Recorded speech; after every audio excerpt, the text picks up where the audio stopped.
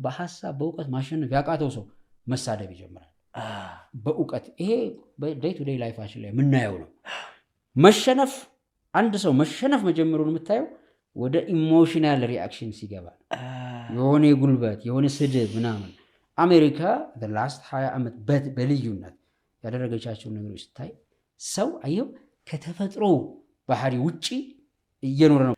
አሮጋንሲው እየጨመረ ይሄድና ሰልፊሽ ትሆናል። በእርዳታውን ዩኤስኤድ ለምሳሌ በጣም ረጅ ስዘጋው የለም በጣም በጎ ኮኦፐሬቲቭ የነበርከውን ወደ ራስ የሆነ ፓወርፉል ለመሆኑ ማጋበስህ ላይ ስስትህ ላይ አሮጋንሲ ጉልበተኛ ነኝ በቃ እንዲህ እኔ ያልኩት ወደሚል ትራንዚሽን ልክ ስትሻገር አንደኛ አማጺህን በጣም ታበዛለህ። ሁለተኛ ያንን አስገዳጅ ነገሮች እየገፉ ያደረግከው ነገር እንደሆነም ክሊር እየሆነ ይመጣል። ኢሎጂካል ኢራሽናል ወደ ኢሞሽናል እድገት ሰው መሸነፍ ሲጀምር ስሜታዊ እርምጃ ይወስዳል። ምክንያታዊ መሆን ይጀምራል። ወደ ጉልበት ይሄዳል። አታከር ይሆናል። ከትክክለኝነት ይወጣል። በምክንያት መልካም ሰው ትሆናለህ፣ በምክንያት ክፉ ሰው ትሆናለህ፣ በምክንያት የሆነ ምናምን ታስባለህ ይሆናል። ግን ሰብኮንሽስ የሚቀርጸው ጠባይ ምንድነው ስትል ሰላም ባለባቸው ከባቢዎች የኖረ ሰው ሰብኮንሽስ ጋር ኮኔክት ስለሚያደርግ አታውቀውም እንዴት ኮኔክት እንደሚያደርግ አታችመንቱ ማለት ነው። ኢን ሎንግ ታይም ባህሪውን ታገኝበታል። መልካም ባህሪያችን መጥፎ ባህሪያችን የትኛው ሰብኮንሽስሊ የሚቀረጽ ነው። ሀቢት ይሰራል። ደጋግመህ ስታደርገው የባህሪ አካል ስለሚሆን የሆነ ሙዚቃ አሁን እዚህ ጋር ብከፍት ሁላችንም ቴስታችን ይለያያል። ቴስቴ ምናምን እንላለን።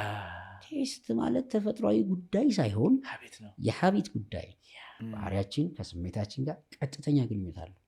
ባህሪያችን ምክንያታዊ ነው፣ ግን ናቹራል ያለ የማፍቀር ጠባይ በለው የመጥላት የመታገስ በለው የመቆጣት እነዚህ ሁሉ የባህሪ አካሎች የጠባይ አካሎች ውስጥ ሆኖ ነው የምታገኛቸው። ሰብኮንሽስነስን ማወቅ ኢትስ ቬሪ ኢምፖርታንት። መኖር ትርጉም ያጣል። በተለይ ለውጥ የማታመጣ ከሆነ ያማል፣ በጣም ይሰብራል፣ በጣም ይጎዳሃል። ያመኛል በጣም እውነት ለመናገር አሁን በተለይ ባለው የዓለም እውነታ ምናምን ስታይ